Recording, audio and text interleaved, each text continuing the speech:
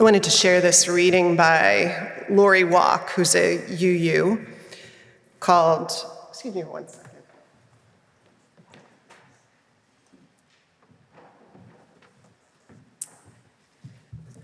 Called Everybody's In, perfect for this Sunday. Gracious God, is it the glitter? Some people think it's the glitter that makes Pride Parade like heaven. Pearly gates and streets of gold, surely heaven has as much glitter as Pride Parade. There's definitely enough glitter there to make a person believe that the Pride Parade is like heaven. Some people, of course, do not think Pride Parade is like heaven. After all, who would let all these people in? Surely there's some kind of form to fill out. One must be given clearance, or at least abide by the dress code. Speaking of, what is the dress code for heaven? What documentation is required? Of course, this is the strongest argument that the kingdom of heaven is like Pride Parade. All are welcome. We don't get to decide who's in and who is out. Everybody's in. Everybody. Or maybe it's that the kingdom of heaven is like Pride Parade because it's a protest against bigotry, against hate, against fear, a protest against being someone you aren't, against the idea that only some of us are worthy, a protest against anything that does not lift up love. That's quite the parable, isn't it? The kingdom of heaven is like Pride Parade, where all are welcome and love wins. We'll know it by the glitter and the love. Thanks be to God. Amen.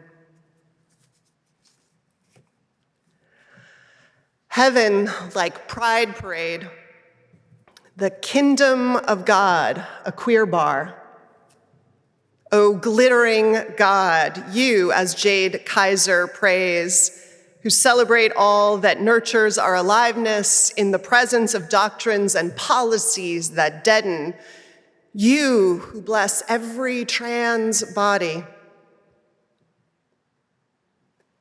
It's said that we human beings are the tool makers, the species who makes tools, though we're not alone in that, or that we're the language species, though we're not alone in that. Even crows have language, it turns out, and quite an elaborate one. But maybe we are most distinctly the creature of religious imagination.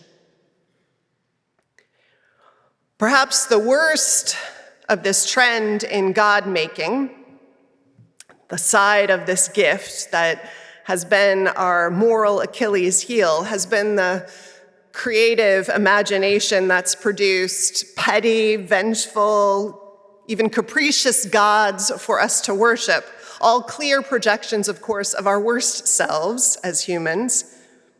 When we make God in the image of one group of people, and then we create these divine reasons for keeping that other people high up in the hierarchy and everybody else down.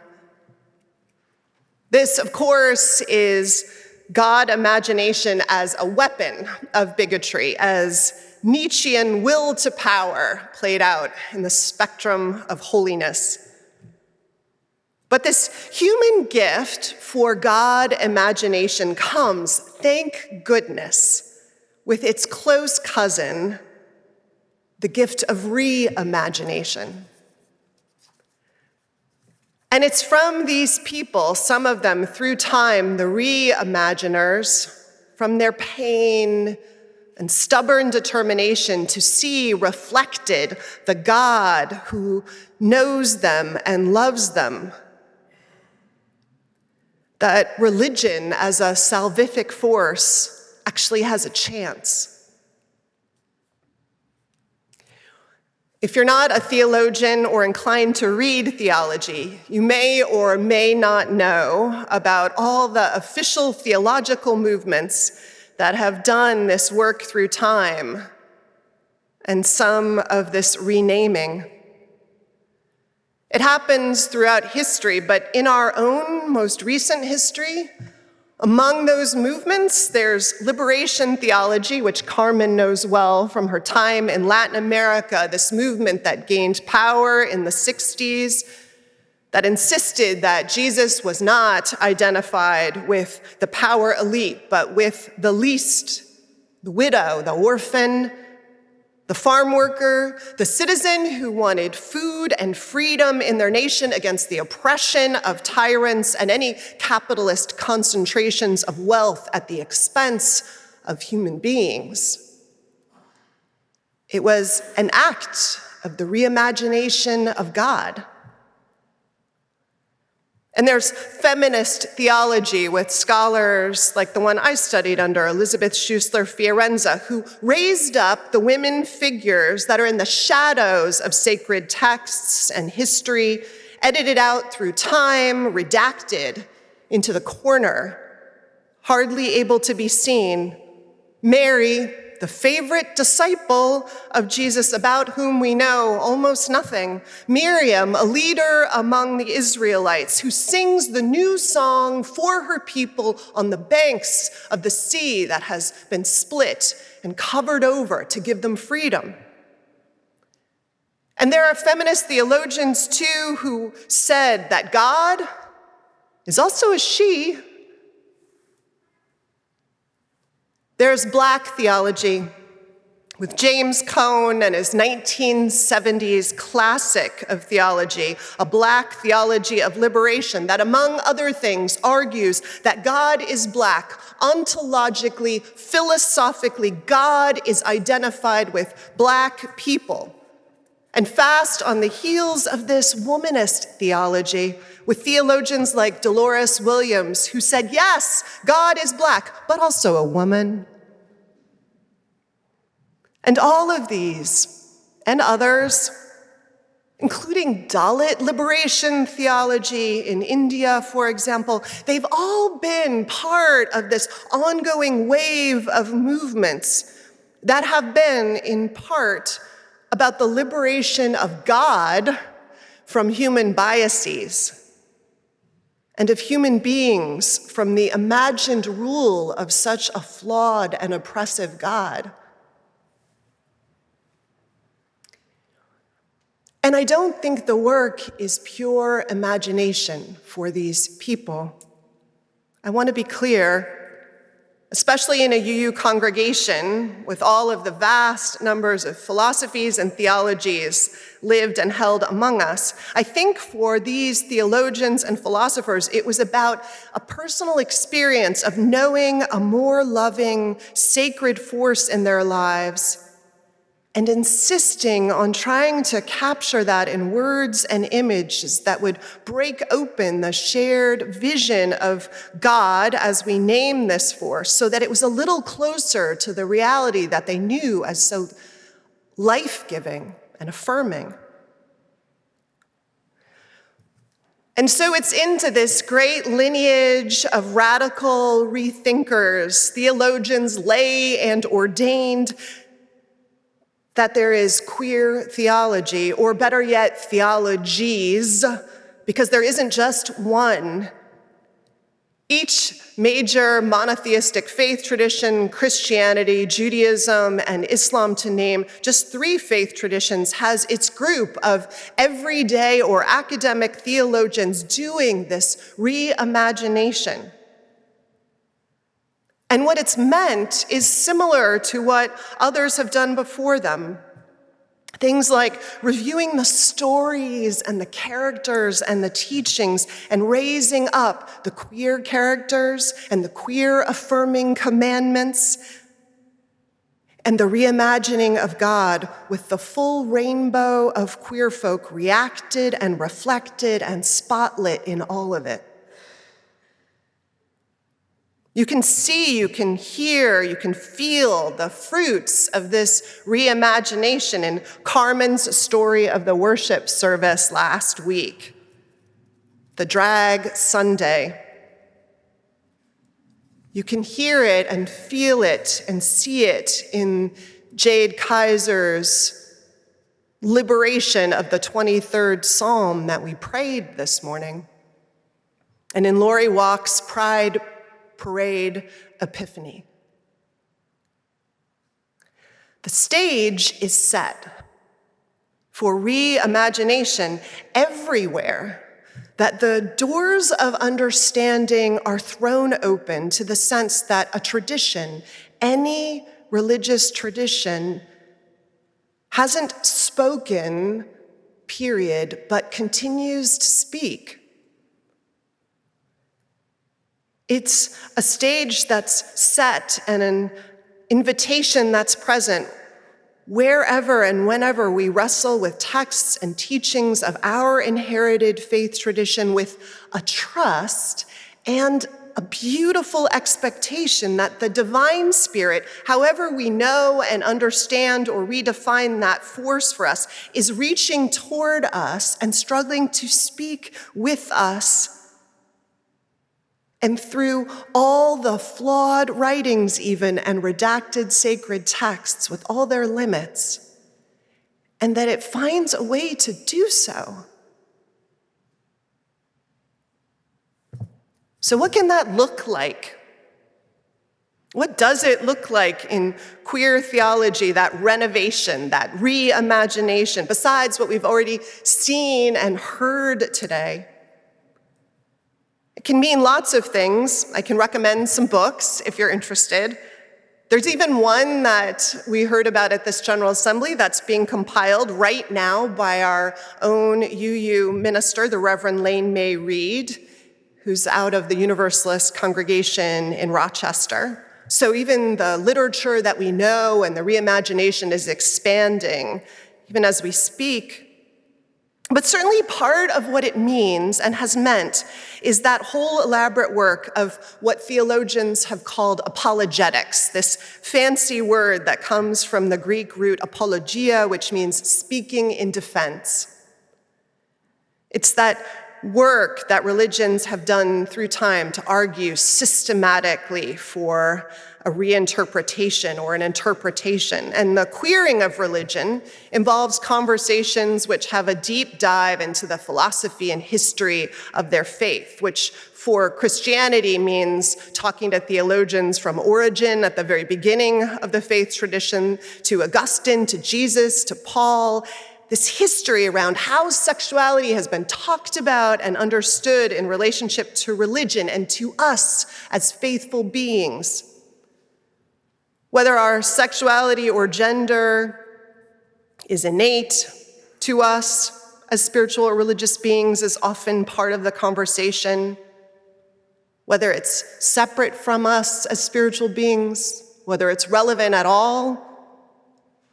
It includes conversations, wild conversations about if we are resurrected bodily at the end of time, will that body have sex and gender?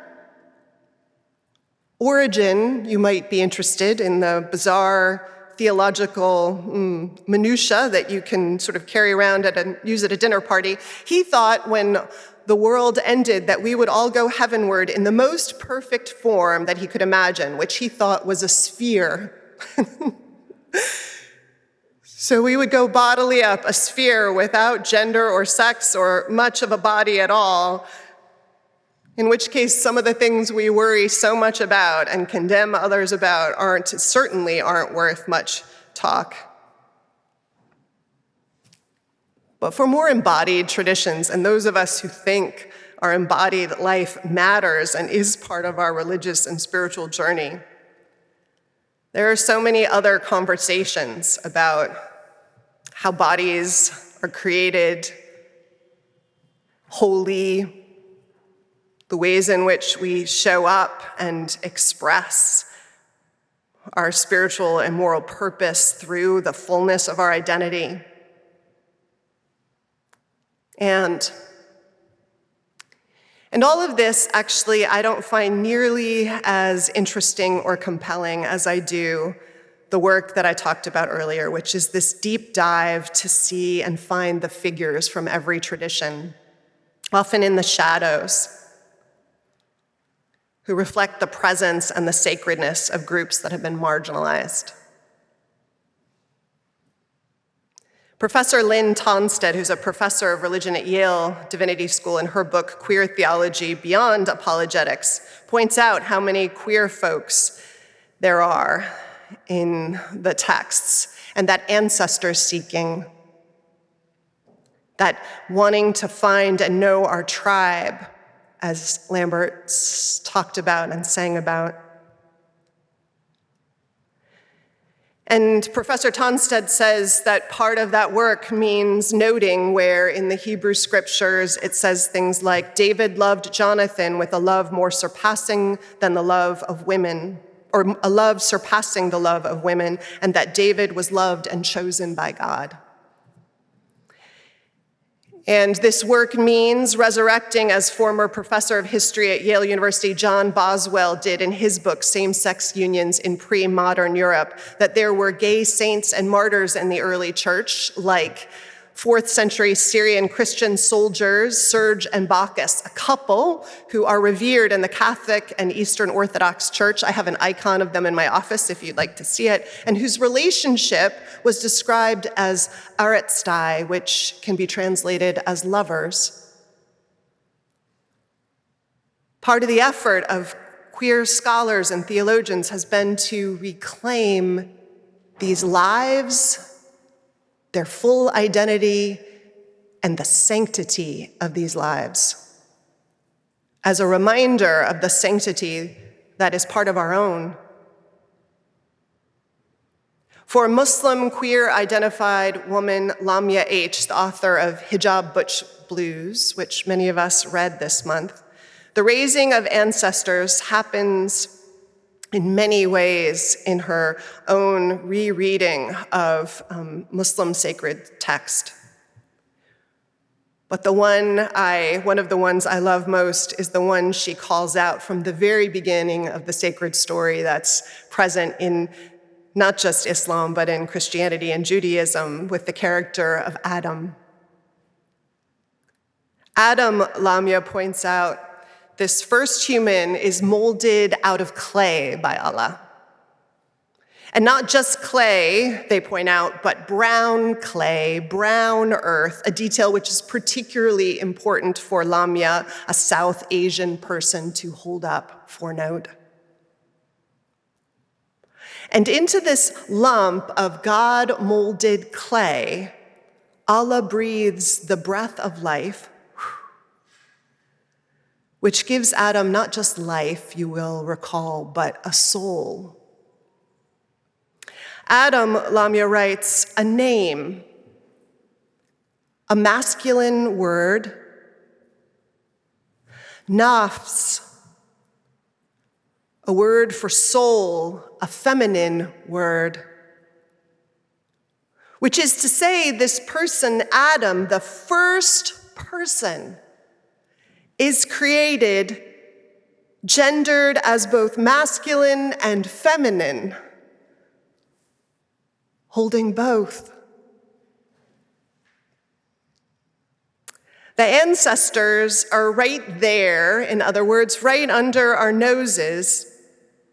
Queer folk and gay folk and bisexual folk and transgender folk and gender non-binary folk are in religion that has too often pretended that there wasn't sacrality residing in their being and their lives. And it's resurrected when we resurrect these stories of people and a God who works through all people to serve the good and creates all people holy. In this resurrection and reimagination, there is, of course, also talk of God. It's a God who also is partnered and who's present in all people. A God, Lamia H. says, who is God's self beyond gender.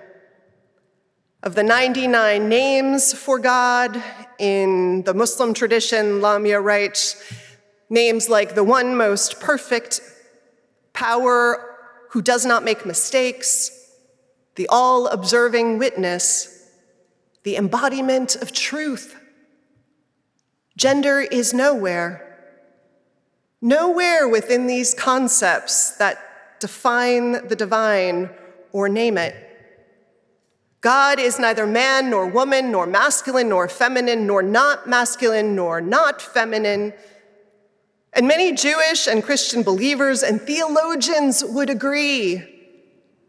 And the implications are powerful and important to remember. This God, Lamia concludes, who teaches that we can be both and neither, and all, and beyond, and capable of multiplicities and expansiveness. Non-binary, genderqueer, this God that is the God, my Allah, who created the world and created language and created the first person, Adam, this first person who was man and woman and neither and both, is not a mistake, never a mistake. Like me, like us.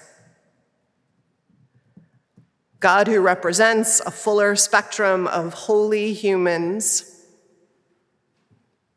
each of us a prism for the sacred in the lives we lead, as has always been the case. Lynn Tonstad says the queering of religion for some doesn't end here. That for some, queering religion has become an even bigger venture or invitation.